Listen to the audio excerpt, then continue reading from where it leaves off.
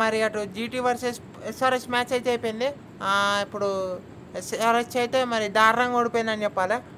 GT అయితే మీకు అసలు మ్యాచ్ సెకండ్ ఇన్నింగ్స్‌లో స్టార్ట్ అయింది.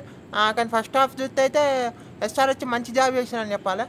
కానీ మీకు పిచ్‌లో కొంచెం హెల్ప్ ఉన్న వాళ్ళకు 168 రిస్ట్రిక్ట్ చేసింది. సో, మంచి బౌలింగ్ పర్ఫార్మెన్స్ చూసినాం. కానీ ఎస్ఆర్హెచ్ బ్యాటింగ్ అయితే దారుణంగా ఉన్నదని చెప్పాలి. సో, పిచ్ దగ్గర నుంచి మంచి హెల్ప్ ఉన్నాయి కరెక్టే, కానీ అక్కడ మీకు మంచి బౌలింగ్ కూడా చేసిళ్ళు. కానీ కొన్ని షాట్లు అయితే అవసరం అనిపించింది. సో, ఓవరాల్ ఏం జరిగిందో మాట్లాడక ప్రయత్నం ఈ మ్యాచ్లో. టాస్ అయితే అటు ప్యాట్ కమిన్స్ గెలిచిండు. ప్యాట్ కమిన్స్ గెలిచి బౌలింగ్ ఎంచుకున్నాడు. మరి వికెట్లో బౌలింగ్ ఎంచుకునేది ఇప్పుడు కరెక్టే అనిపిస్తుంది. సెకండ్ ఇన్నింగ్స్లో మీకు చాలా స్లో అయింది పిచ్ అక్కడ. సో, అక్కడ మీకు టాస్ గెలిచి బౌలింగ్ ఎంచుకున్నాడు. అక్కడ మీకు ప్రఫులింగే వచ్చిండు. సో, మీకు శుభ్మన్ గిల్ టాస్ గెలిచి బౌలింగ్ ఎంచుకున్నా అనుకున్నారు. కానీ అక్కడ మీకు వాళ్ళు ప్రసిద్ధి కృష్ణ తెచ్చుకున్నారు సాయి కిషోర్ ప్లేస్‌లో. సో, మ్యాచ్ స్టార్ట్ అయింది. మీకు ఫస్ట్ ఓవర్లో బాగానే మంచి స్టార్ట్ వచ్చింది ఎస్ఆర్హెచ్‌కు. అంటే మీకు తక్కువ రన్స్ వచ్చినాయి. ఒక ఫైన్ అనుకున్నాను మీకు ఒక ప్రఫులింగ్ చేస్తాడు.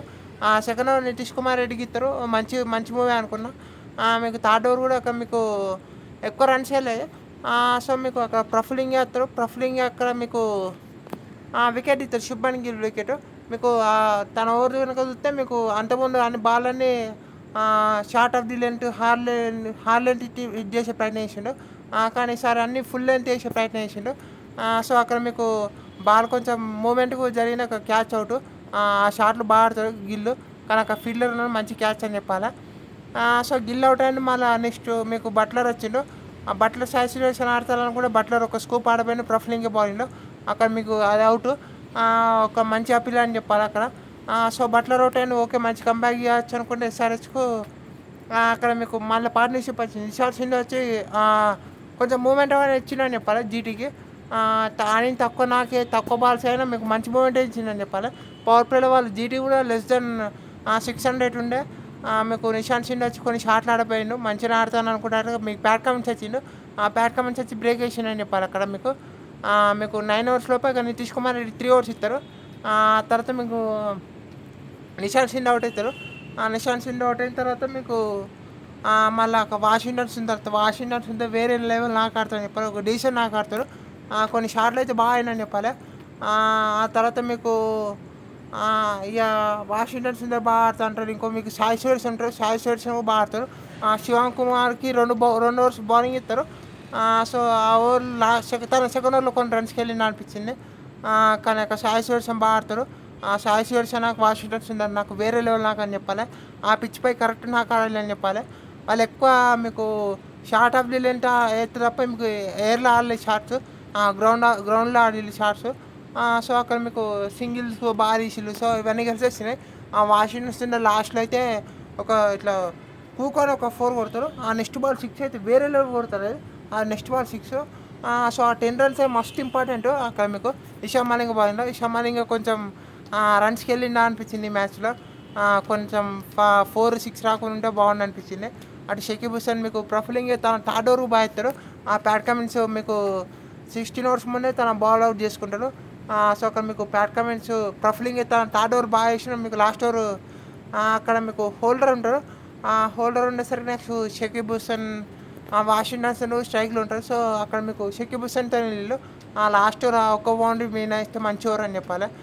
సో, రాహుల్ ద్రావిడ్ ఆ బౌండరీ కూడా కొంచెం పుష్ చేసింది 168 దాకా స్కోర్ని. సో, ఓకే ఫైన్ అనుకుంటా. అంటే మీకు స్టార్టింగ్ ఓవర్ మీకు అసలు హెడ్ ఎందుకు స్ట్రైక్లు ఉన్నా నాకు అర్థం కాలే. అక్కడ మీకు సరే హెడ్ వర్సెస్ సిరాజ్ మంచి బ్యాట్లు అనుకున్నాను. నేనే చెప్పినా అక్కడ పొద్దుగాల. నేను కూడా చెప్పినా. సో, నేను ఒక్కనే చెప్పిన అన్నట్టుగా. సో, నేను కూడా చెప్పిన అక్కడ మీకు హెడ్ వర్సెస్ సిరాజ్ మంచి బ్యాట్లు అని. హెడ్ కొంచెం అడ్వాంటేజ్ ఉండొచ్చు. కానీ ఇన్ని మ్యాచ్లు అభిషేక్ శర్మ మన స్ట్రైక్లు ఉండేది. మరి ఈ మ్యాచ్ ఎందుకు హెడ్ ఉన్నా నాకైతే అర్థం కదా.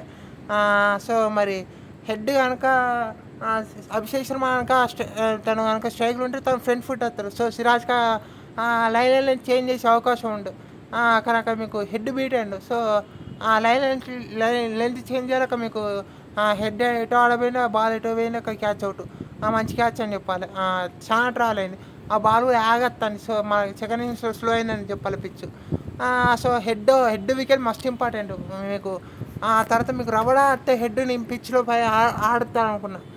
ఈ పిచ్లో ఆడు హెడ్ మంచిగా రబడాను. సో అక్కడ మీకు హెడ్ అవుట్ అని మా తర్వాత అభిషేక్ స్టార్ట్ చేసిన మీకు ఫ్రంట్ ఫుట్ వచ్చింది ఒక బాల్, అది కొంచెం మిస్ అయినా ఇప్పుడు మీకు ఇంకో బాల్ కూడా మీకు ఫ్రంట్ ఫుట్ ఆడతారు. ఇక్కడ మీకు బాడీకి ఎత్తారు రబడా, క్లవర్ బాలింగ్ అని చెప్పాలి. అవి పోతాయి పడతాయి, ఇక బాడీ తాకుతాయి, స్టంప్స్ హిట్ చేస్తారు. సో అభిషేక్ శర్మ కూడా అవుట్ అవుతారు. హెడ్ అభిషేక్ శర్మ వీళ్ళిద్దరు అవుట్ అయిన తర్వాత ప్రెజర్ ఎస్ఆర్ఎస్ పైన ఉంటుంది. మీకు మళ్ళీ ఫస్ట్ ఓవర్ మేడాను, మళ్ళీ సిరాజ్ ఇంకో మేడం కూడా ఎత్తారు పవర్ ప్లేలో. సో మళ్ళీ అక్కడ మీకు సమ్రాన్ రవిచంద్రన్ అత్తడు. తను కూడా కొంచెం ఆడే ప్రయత్నం చెప్తే తీసుకెళ్ళి పోతాడు, కానీ తను కూడా అవుట్ అవుతారు. షాట్ రబడా వేరే లెవెల్ స్పెల్ ఎత్తాడని చెప్పాలి. సిరాజ్ రబడా మళ్ళీసారి ఇంకా మళ్ళీ అటు మీకు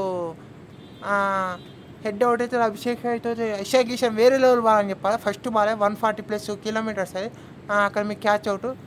సో ఇషాక్ కిషన్ పోతారు. సో 4 వికెట్లు పడతాయి పవర్ ప్లేలో. ఇంకా మీకు క్లాస్ అని వస్తాడు. క్లాస్ అని చలిలో ఆడే ప్రయత్నం చేస్తారు, కానీ ఎక్కడ మూమెంట్ లేదు సరే అక్కడ చేజ్లో అయితే ఎక్కడ కూడా మీకు గేమ్లో ఉండే ఒక ఇంట్రెస్ట్ మారుతున్న ఒక పెద్ద నాకు చూసే అవకాశం ఉన్నాను ఎక్కువ అనిపించలే. ఎవరు వస్తే వాళ్ళు మంచి బౌలింగ్ చేసిండు. అటు హోల్డర్ కూడా వేరే లెవెల్ బౌలింగ్ చేసిండు. అటు రబడా మీకు 4th ఓవర్ కూడా వరుస ఆన్ ది ట్రాట్ కంప్లీట్ చేసుకున్నాడు. సో అక్కడ క్లాస్ అని అవుట్ అవుతారు. ఇక మీకు లాస్ట్ క్లాస్ అని అవుట్ అవుతారు. ప్యాట్ కమిన్స్ వచ్చి కొన్ని షాట్లు ఆడబోతే కానీ తను అవుట్ అవుతాడు. నితీష్ కుమార్ రెడ్డి అవుట్ అవుతారు. సో ఆల్ అవుట్ అవుతుంది. 82 score, 80 runs, 80+ runs defeat. So disappoint SRH. మరి జీటీకి అయితే మంచి విన్. మళ్ళీ ఒకసారి వాళ్ళ టాప్ ఆర్డర్ లెవెల్ ఒకరు కాంట్రిబ్యూట్ చేశారు. బౌలింగ్ యూనిట్ అయితే వేరే లెవెల్ కనిపిస్తాను. ప్రసిద్ధి కృష్ణ మంచి బౌలింగ్ చేసింది. లాస్ట్ రషీద్ ఖాన్ కూడా వికెట్ వచ్చింది. సో ఇవన్నీ కలిసి వచ్చే అవకాశాలు ఉన్నాయి జీటీకి. వాళ్ళు ఈ విన్తోని ఆల్మోస్ట్ క్వాలిఫైడ్ వాళ్ళు. ఇక వాళ్ళకి టాప్ 2 కనుక ఇక్కడ నుంచి టాప్ 2 పోతే వాళ్ళు డిసప్పాయింట్ ఉంటారు. సో మరి జీటీ అయితే ఆల్మోస్ట్ క్వాలిఫైడ్. వీళ్ళతో మస్ట్ హ్యాపీ ఉంటారు. నాకైతే SRHకి అయితే నేను ఎప్పటికీ అనుకుంటాను అక్కడ మీకు అభిషేక్ శర్మ ఉండి స్ట్రైక్లో ఉండి ఓడిపోయినా SRH. నాకు ఇంత బాధ అనిపించకపోదు, కానీ మీకు ఎందుకు చేంజ్ చేసిలా అనిపిస్తాను స్ట్రైకర్ని. సిరాజ్ అగరేష్ మంచి రికార్డు ఉండొచ్చు, కానీ ఆ లైన్ లెంత్ మీకు స్టెప్ అవుట్ ఆడు అభిషేక్ శర్మ అక్కడ. సో ఓవరాల్ మంచి విన్ జీటీకి. చూద్దాం మరి రేపు ఏమవుతుందో. అంతే వీడియోలో. Thank you for watching.